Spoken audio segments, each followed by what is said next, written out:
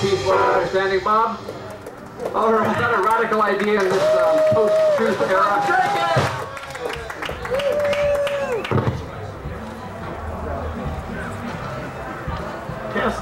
Testing. My name's Bob Fitrakis. I have the privilege to edit the Columbus Free Press and the freepress.org.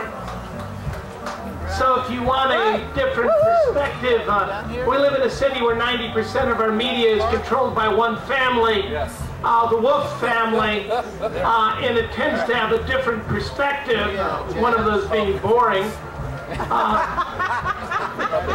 Well, it's in history books. They're a large economic enterprise that runs a very boring pedestrian paper to cover up their financial dealings. Not to say that they don't deserve to have $250 million in the casino money. There was a 15-minute debate at the city council before the 4 richest families were given $250 million. If you want that kind of coverage, read the freepress.org.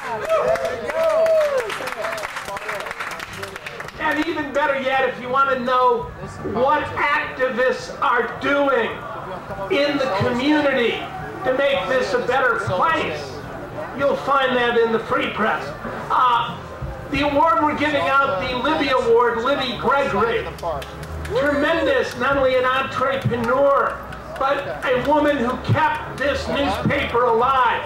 When the dream began to fade in the 1970s and the war was over, but there was still a need for an alternative, fact-based perspective on news, Libby Gregory kept the Free Press alive as it operated out of various buildings and with her businesses like Tradewinds. Her spirit of community activity, her spirit of being committed to truth lives on in the Free Press. And that's why today I can think of no better way to celebrate her life, her tradition, than to award the Libby Award to Ruben Herrera. I mean, he came here same year I did, 1987. Wherever I went in the city, wherever people were treated badly, wherever people were being crushed down, exploited, being called illegal, Ruben was there. And he would often come, even within the last year, he would come and I'd say, oh no, here's another Ruben plan. The Immokalee workers, we need to stand up for these workers in Florida, these oppressed people. And I'm thinking, you know, I'm down with you, Ruben, but we're not going to win. And then over and over again, those campaigns are won at Trader Joe's. Or he says, look, we have this DREAM Act. We're going to allow Americans who aren't U.S. citizens to stay in the United States because it's the right thing to do. And I'm thinking, it's an election year. There's no way in hell Obama is going to do anything on this in an election year. But Ruben dreamt it, fought for it locally, and now that has become part of an executive order. He's working on so many things for this community, and he's been so active for so long. It is our great honor to honor the dreamer from Columbus, Ohio, the man who envisions a world where there is indeed peace, love, and understanding. I give you Ruben Herrera, the winner of the Libby Award from the Columbus Free Press. Come up, Ruben, say a few words.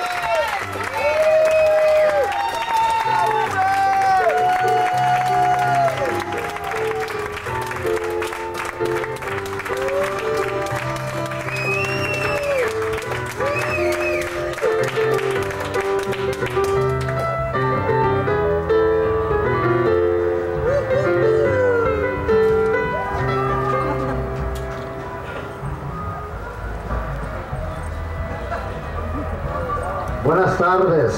Buenas tardes. Wow. I'm speechless, actually. But I do want to share with you a couple of things today.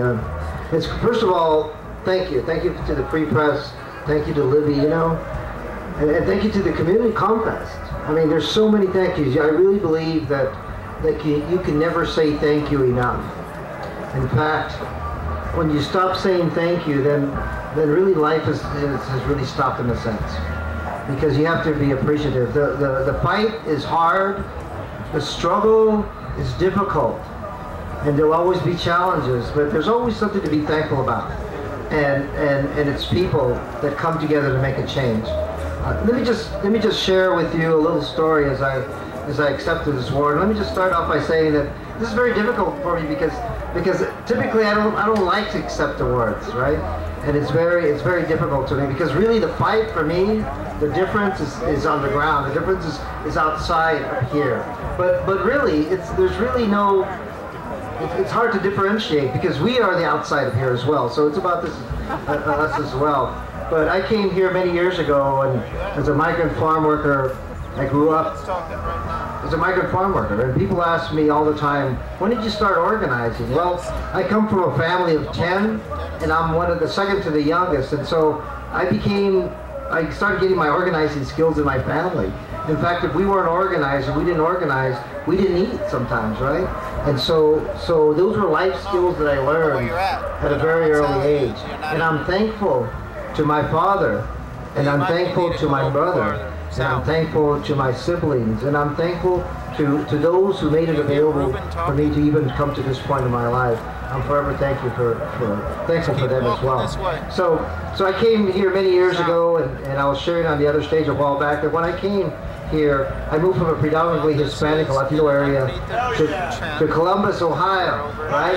And there was no, I didn't see a community, because oftentimes we look for people like us. But he's talking right now. This is the Comfest, that's right. And so I didn't find that. And so sometimes when you don't find what you want, you have to wait, or you have to help create it, right? And so what happened probably 10 years ago or more is that the immigrant community started coming here to Central Ohio, and now it's changed, right? And things have happened here, and the community has changed. We've become a more inclusive community. It's growing. We're not Los Angeles, we're not other areas, we're not New York, Miami, or San Antonio, or Los Angeles, but we are Columbus, Ohio. We are in the Midwest, right? And so things are changing in its own way. A couple of things that we work for. One is, and I want to make clear, it's so important, even though I work on immigrant issues, on issues of people for Undocumented Youth Dream Act, and for the Coalition for Immokalee Workers, other groups, really, it's really a one fight. And when one fight means that you have to listen to interruptions, you have to learn, you have to think, how can I make that be a part of who I am? How can we be inclusive in anything, right? And that takes a lot of practice, and you just have to be grateful for that as well. And so it is one fight, and I can't stand here and accept award for my work in the immigrant community without mentioning that our environment in this world is being taken advantage of. There's things that are happening in this world and in Ohio. I'm thinking fracking in particular that we have to be conscious about, right? There's LGBTQ issues, there's women's issues, there's issues that we have to understand and fight together. And so although I work specifically on immigrant issues, immigrant rights, it's really about more than that. And it's not until you understand that, till you come to that full consciousness level of understanding, that you can realize the commonality that we have with each other, even with this man that was here a while ago, right? And that's okay. And even with you, Tim Chavez. I see lots of people here that I know that I haven't seen for a while, and they've been a good part of my life, certainly Bob as well. So with great humbleness, with great gratitude, I accept this award, and only with the remembrance that the path that we fight, a lot of you fight for justice, that I've been on the path with, and on in the rallies and what have you. We all fight for justice, but keep in mind that the path is fully known.